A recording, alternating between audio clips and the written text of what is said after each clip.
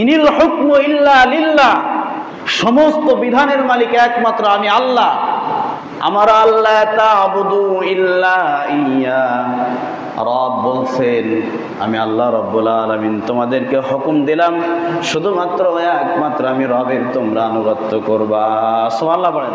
বিধানের মালিক পৃথিবীতে আর কেউ হতে পারবে না। তাহলে মানুষের কাজ কি? যেহেতু আর কেউ বিধান বানাইতে পারবে না, বিধানের মালিক আর কেউ হতে পারবে না, তাহলে আমরা কি করব? আমরাও তো বিধান বানাই। কথা বলেন, আছে না নাই? না, মানুষ কোনো বিধানের মালিক হতে পারে না। মানুষ কোনো বিধান বানাইতে পারবে না। ইনিল হুকমু ইল্লা লিল্লাহ, এক বিধান একমাত্র আমারই। তাহলে আমরা কি করব?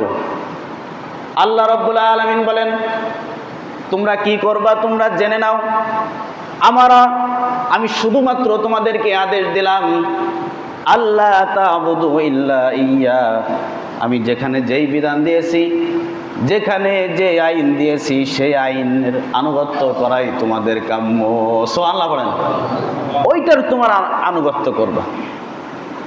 তোমাদের বিধান নতুন করে বানাইতে হবে না, বিধান কোনো ব্যাপারে নতুন করে সেট করতে হবে না। বিধানের মালিক আমি তোমাদেরকে আদেশ দিলাম আল্লাহ তা'বুদু ইল্লা ইয়্যা, তোমরা সেটার অনুসরণকারী হবা। সুবহানাল্লাহ বলেন। তার মানে কাজ আল্লাহ নিয়েছেন। কথা বলেন, ঠিক কিনা? আমাদের নতুন কোনো কষ্টের আর কাজ নেই যে এই বিধান, এই ব্যাপারে এই বিধানটা কেমন হবে, ওই ব্যাপারে ওই বিধানটা কেমন হবে, গবেষণা করার কোনো দরকার নেই। শুধু সময়ও নষ্ট হবে না, কোনো ভেজালও নাই। আল্লাহর ওখানে একটা বিধান আছে, যে ব্যাপারে আপনি চাচ্ছেন সে ব্যাপারে আল্লাহর একটা বিধান আছে, আল্লাহ তা'বুদু ইল্লা ইয়্যা, শুধুমাত্র তোমরা সেটার অনুসরণ করো। সুবহানাল্লাহ পড়েন। কারণ আল্লাহ যদি আমাদেরকে বিধান বানানোর দায়িত্ব দিতেন তাহলে আমরা আসলে বুঝতাম না, ভুল করতাম, কোন ব্যাপারে কোন বিধান মানাবো এটা আমাদের এই আকলে আসতো না। কি বলেন, ঠিক না? অসম্ভব। এই জন্য আমি বিধান দিয়ে দিছি, এটার তোমরা আনুগত্য করো। আল্লাহ রাব্বুল আলামিন বলছেন আল্লাহু লা ইলাহা ইল্লাহু,